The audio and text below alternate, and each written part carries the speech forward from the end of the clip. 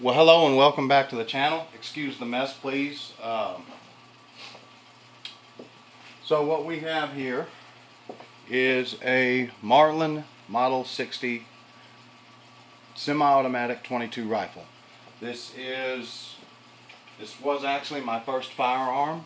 I've had this gun since I was 13 years old, so a little better than 20 years I've owned this firearm. As you can see, it's got some extras to it. It's got a center fire, variable 3 to 9 power scope, rim fire scope. It's got a little light. It's got a little laser sight. The laser's on a pressure pad there, and of course the bipod and the sling. This is set up to be my general purpose gun. So for years, this was my general purpose rifle. This was my truck gun, varmint killer.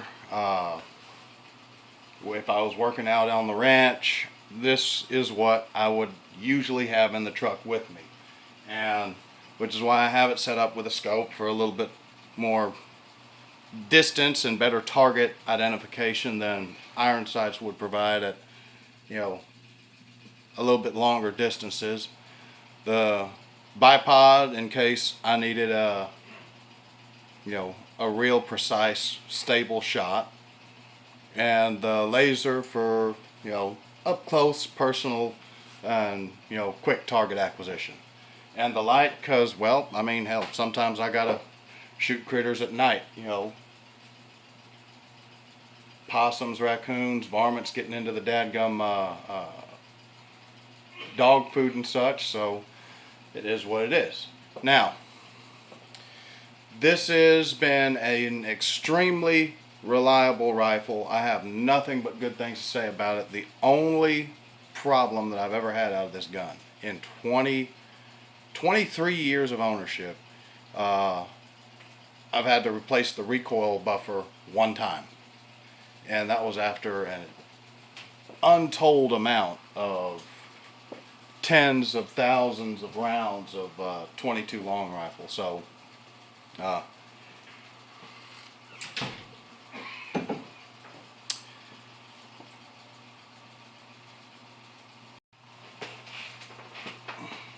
alright, so we have the rifle upside down so you can see the fire controls a little easier.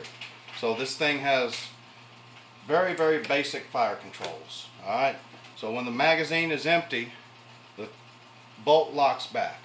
This right here, this little tab, that is your bolt release. You have your safety, standard push button safety. Over here on this side, you'll find the red ring. Red is dead. No red is safe. Very simple gun. And while we're down here, let me check my camera angle. Perfect. Alright, so to take the weapon apart, you unscrew this rear screw here on the trigger guard.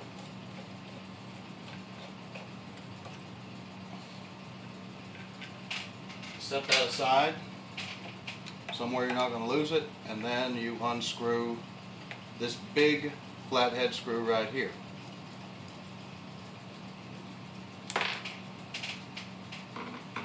Set that aside where it's not going to be lost.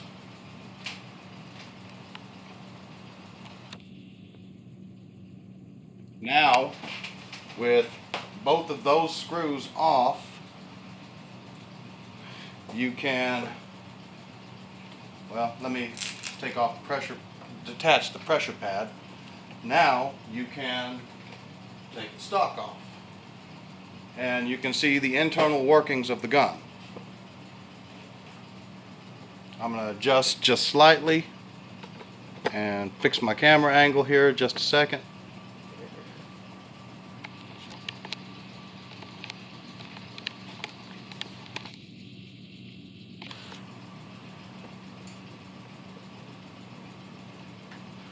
So with a standard Marlin 60 that's not all tricked out like mine is, you won't have to worry about the pressure pad. You just take those two screws off and you just pop it straight off. The next step in the disassembly process is this little plastic pin here. You push that pin out, and now you can remove the action block. This is your feed lip. When it's down, when this part here is down, the bullets enter through that hole in the bottom of the action block. Alright?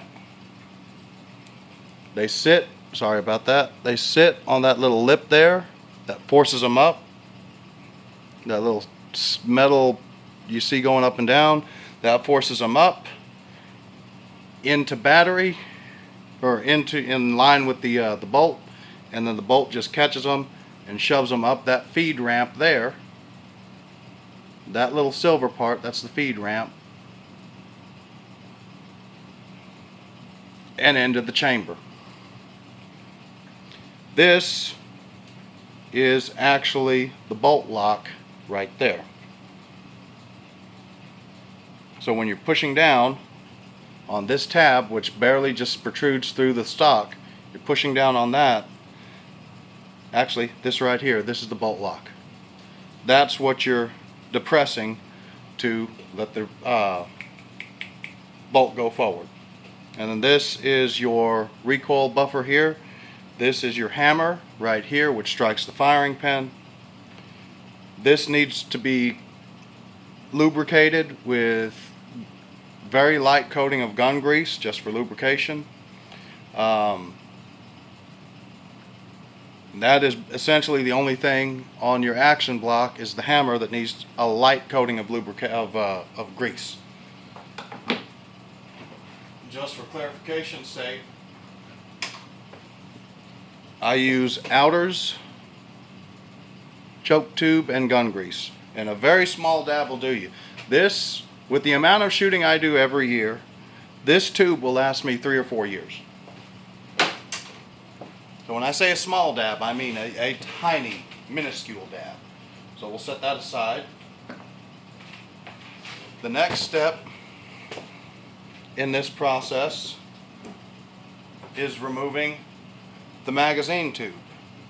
So to remove the magazine tube, you push down, almost like a pill bottle, and simultaneously twist. And that unlocks the magazine tube. You can slide that out.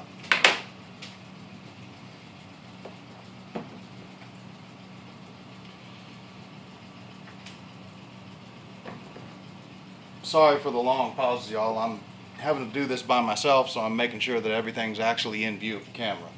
So next step, very carefully, slip a flat blade screwdriver in right here and just very gently kind of pry up. You don't want to force it, because then you risk damaging either the firing pin potentially or the extractor claws. This is your charging handle. You see there, it literally just sits on top of the bolt. It's not, the only thing keeping it in place is the bolt, which is kept in place by the action block when everything is together. So we'll set that off to the side. This also, very, very minuscule amount of gun grease on the very top of the charging handle. Lift this up and out, and your recoil spring and guide rod are right here.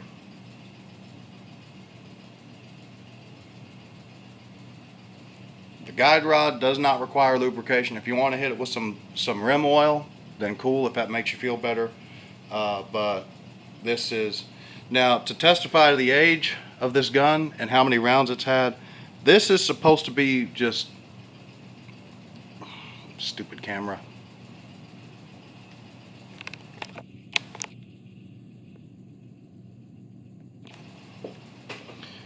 This block here, this is supposed to be just straight across. There's not supposed to be a groove worn in it. That is years and years of sending rounds downrange. That's normal. That's not going to affect the functionality of the weapon. To reassemble the gun, you do basically the same thing in reverse. There's a little small nipple in the back of the receiver. Everything is always 10 times harder when you're trying to do it on camera. Use your fingers. Kind of guide that recoil rod and spring back up in there, because you don't want to pinch that spring, because if you do, it is a major pain in the butt.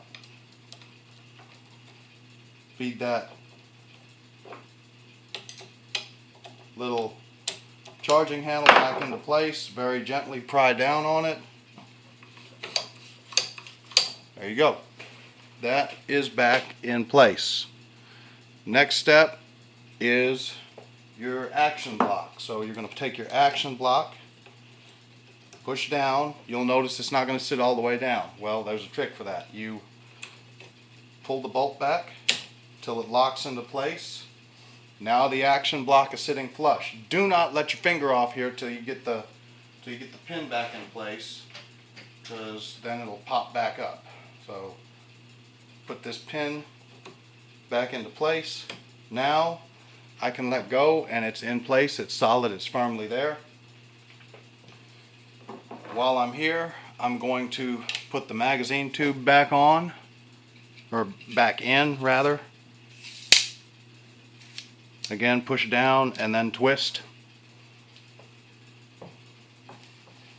And finally, don't let it fall over on the floor. We'll put the stock back on, and you will just feed this right here through that little tab, and it should be automatically lined back up with the correct spots for the screws. Put this big screw back on.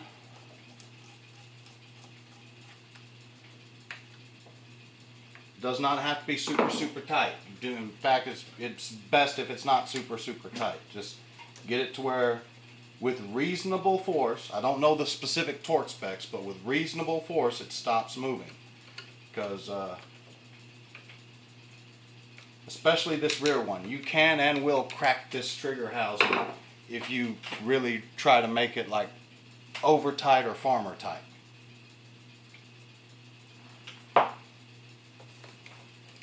Oh, I neglected to mention the very top of the bolt.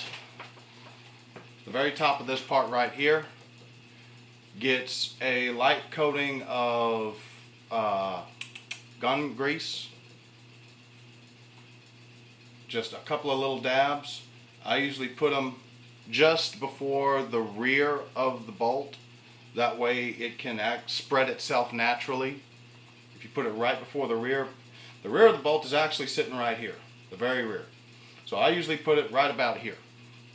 One dab on this side on the top, and another dab on the other side on the top, in line with the little grooves on the inside of the receiver. And that allows it to kind of spread itself naturally as the firearm functions. Additionally, you're going to want to put a small little dab of grease on the bolt right here on the very end where it's kind of slanted down and comes to a lazy point. You're going to want to put some there, simply because that's just the way it works. That's how it wears. And simply because I have this on here, we'll put this back on here too. And that's held in place with Velcro.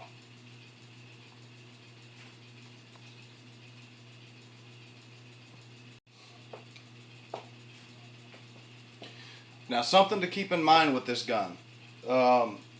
Maintenance, you're not going to need a whole lot of maintenance on it. It's very, at least it's been my experience with this rifle, that so long as it's maintained, stuff doesn't, and you're using good quality ammunition and you're not abusing the weapon, stuff doesn't break. It took, I don't even know how many tens of thousands of rounds before I had to replace that recoil spring. And this thing is shot dozens, if not hundreds, of the big boxes of Ruger, or not Ruger, Remington and Winchester bulk boxes of 22 ammo. So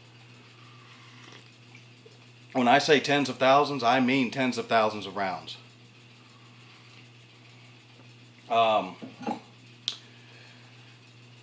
This weapon is prone to jamming if you let the chamber get filthy. Now the reason for that is, you know, when you get the carbon and you know, copper deposits that naturally build up, and the powder deposits that naturally build up from shooting, discharging a firearm, over time those will build up on the chamber wall,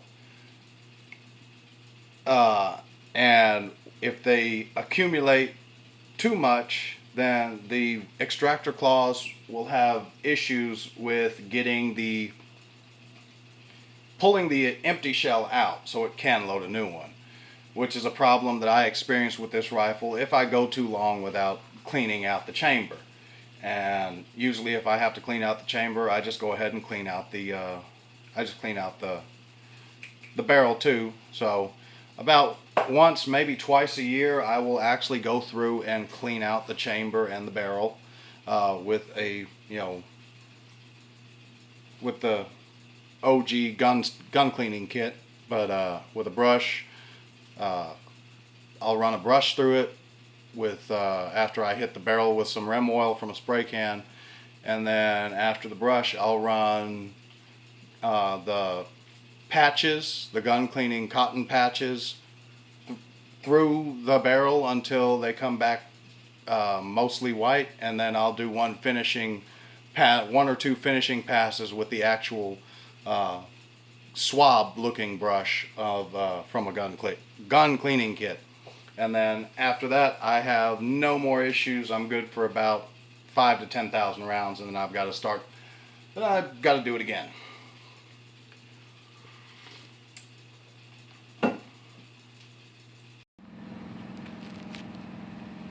Okay, we're back out here at the place, at the range. I've got a target set up about 50 yards down the way. We'll show you how to load this thing. So, a standard Marlin 60 that doesn't have this bipod, you know, just ignore that, pretend it's not there. We'll pull this tube out.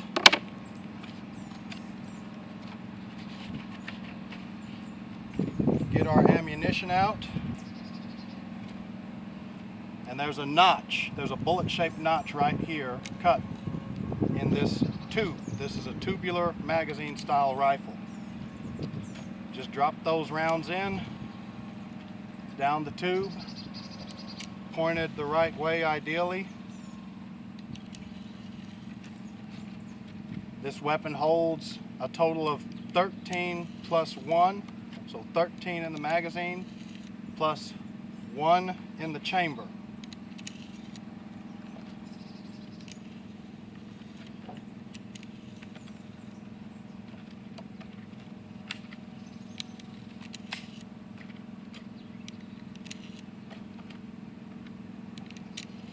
And if you couldn't tell, it's a little hot out here. It's only 94 degrees right now. I meant to do this a lot earlier in the day, but things got away from me, so here we are. Alright, now the weapon is loaded. I'm going to go ahead and set it on the rest, and then we'll get it angled the correct direction for the target.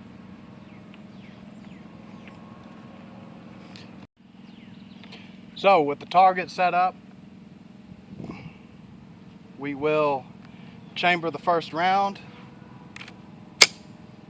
Weapon's hot. Weapon is off safe. We'll start putting rounds on the target about 50 yards away. Going to do a standard 3-shot grouping so y'all can see how this weapon groups.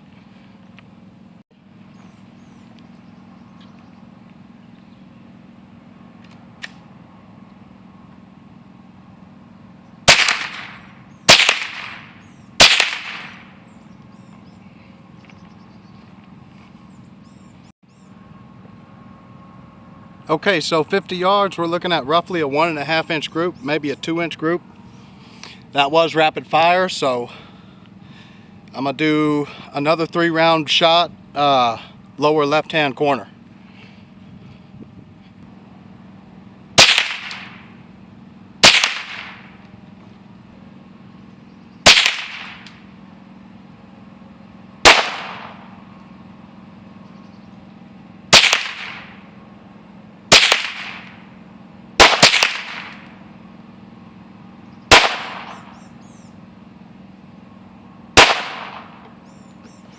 All right, now we're going to go off the wrist, upper left hand,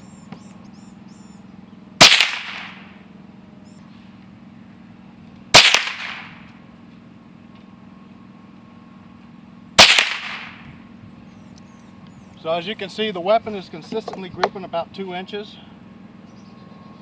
which is not bad. This is an older weapon. This is 23 years old, so I can't be mad about that. If it was a varmint or a critter, I definitely would have hit it. So